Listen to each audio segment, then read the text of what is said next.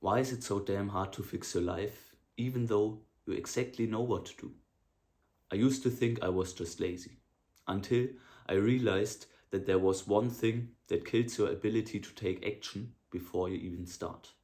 When I was in 10th grade, my grades started dropping, and I knew exactly what to do. I had to study more, sit down, and get my life together. But I couldn't make myself do anything. I felt powerless, just watching myself fall behind.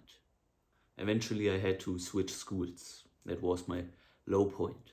What I didn't know was that one thing I was doing every single day was robbing my ability to change. When I finally fixed that, everything flipped. My grades went up again. I started going to the gym. I learned an instrument and even made my first money online. And now I see so many people stuck exactly where I was. That's why I'm going to show you exactly where it comes from and how to fix it. And if you're honest, you probably already felt the exact same thing. You know exactly what to do, you know exactly what you have to change, but actually changing feels completely impossible. Like you're glued to your couch and you really just can't get up and actually start doing it. So the problem is that you can't take action. But actually, that's not the main problem. The main problem lies deeper. Not being able to take action is just a symptom for that. And when I tell you what it is, it will probably feel obvious. So if taking action isn't the actual problem, what is? To fix the right thing, we have to go a step deeper. We have to think about what comes before action. And many people would say, okay, before action comes motivation. I'm not motivated, and because of that, I'm not taking action. However, there are two different types of motivation that often get confused. The one actually works long term, and the other one is probably what you think you need, but only gets you to take action for 1 week. So, what are those two types of motivation? The one is what I call hype. It's probably what you think about when you think about motivation. This feeling that doing the right thing is easy and you actually want to do it. And the other one is what I call real motivation, or what many people think about when they think about discipline. It's the ability to take action even though you don't really feel like it, just because you know it's the right thing. And on which one can you rely?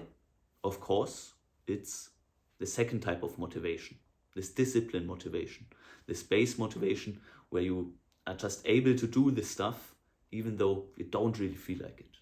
Of course, this feeling of hype feels good and it's nice to have, but you can't rely on it long term. You're not broken, you just relied on the wrong fuel all this time.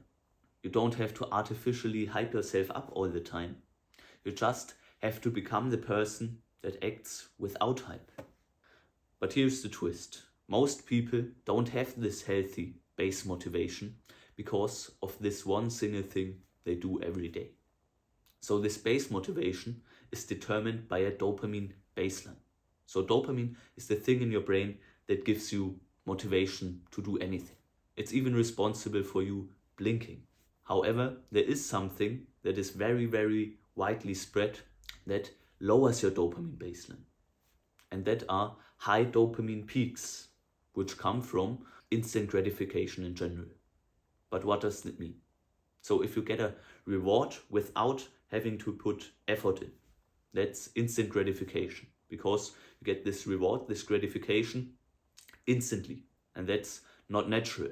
So if we think about our caveman days, to get a reward, for example, food, shelter, whatever, we needed to put in effort. And that's what dopamine is for, to get us to put in the effort to get the reward. But now in the modern world, where there are so many rewards that don't take any amount of effort, like for example, fast food, scrolling on social media, all this stuff gives us a reward without any effort. And that gives us high dopamine peaks, which lower our dopamine baseline. And with that, also our base motivation to put in effort to do anything else. You think you are just taking a quick break, but those small hits silently get your brain to expect constant stimulation. and reality can't compete anymore. So with every cheap dopamine hit you get from a reward you didn't have to work for, the work you have to put in for a real reward gets harder and less attractive. And you become passive. It's like you're awake but not alive. You're aware but not really in control. You see what you have to do, but you don't have the control over yourself that you actually start doing it. But how do we get back your base motivation and get you to finally live the life you actually want? Here's the highest leverage step I found that changed everything for me. Like we said, your base motivation gets lower through instant gratification. So through rewards without effort. So what do we have to do to get this base motivation up again? We just have to reduce those rewards where you don't have to put in the effort.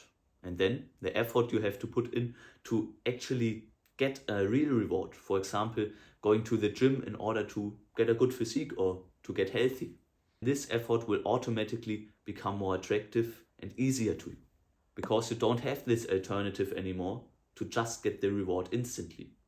The more you scroll, the more your future self pays the price, and that version of you doesn't deserve it.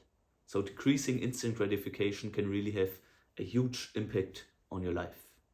At least it had that for me. When I decreased instant gratification and quit social media, just doing sports, going to the gym, that became way easier, or learning an instrument, or even working on a business that didn't work for a long time and making my first money with that. All that became way easier, and probably I wouldn't have got there if my brain always had the alternative of just feeling good in the moment. If you decrease all this stuff, your phone no longer decides who you become. You do. And if you want some solid action steps to decrease this instant gratification and get back control over your life and your time, then watch this video. And think about this. Change isn't hard. Staying the same is. The one hurts now, the other one hurts forever.